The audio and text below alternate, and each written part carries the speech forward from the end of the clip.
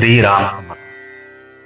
सद्गुरु श्री ब्रह्मचैतन्य गोंदवलेकर महाराज यांचे प्रवचन 17 डिसेंबर. सर्व दुःखांचे मूळ देहबुद्धी आहे. परमार्थाचा विषय तसा खरोखरच कठीण आहे आणि सर्वांना नडणारा आहे.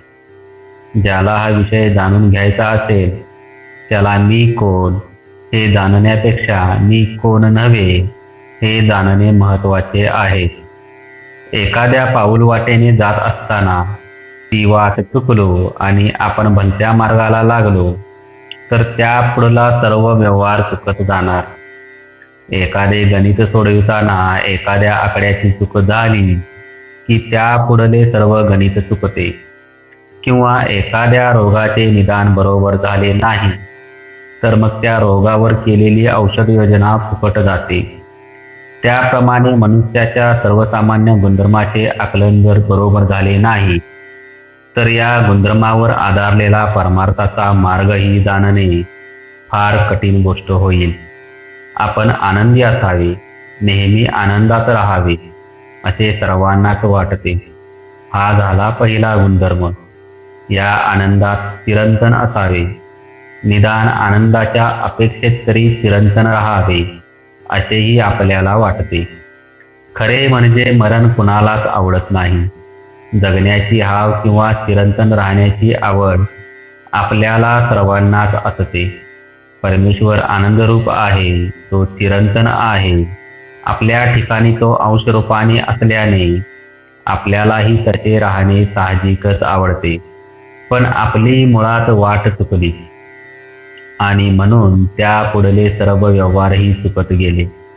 एखाद्याच्या परसातले झाड पडल्यावर तो माझे झाड पडले असे म्हणतो, परंतु त्याचा देह पडल्यावर त्याचे शरीर पडले असे नाही आपण म्हणत.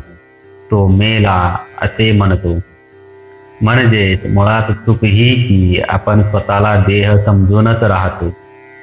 देह माझाच समजून त्याच्यावर प्रेम करतो. ही पहिली चूक.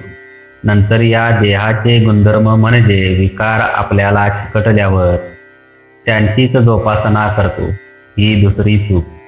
एकदा हे विकार चिकटल्यावर त्यांची वाढ न थांबविता ते नेतील तिकडे त्यांच्या पाठीमागे जाणे आणि त्याकरिता वेळप्रसंगी आपली बुद्धीही गहाण टाकणे ही तिसरी चूक. अशा रीतीने चुकांनी चुका वाढत जाऊन आयुष्याचे गणित मग साफ चुकते.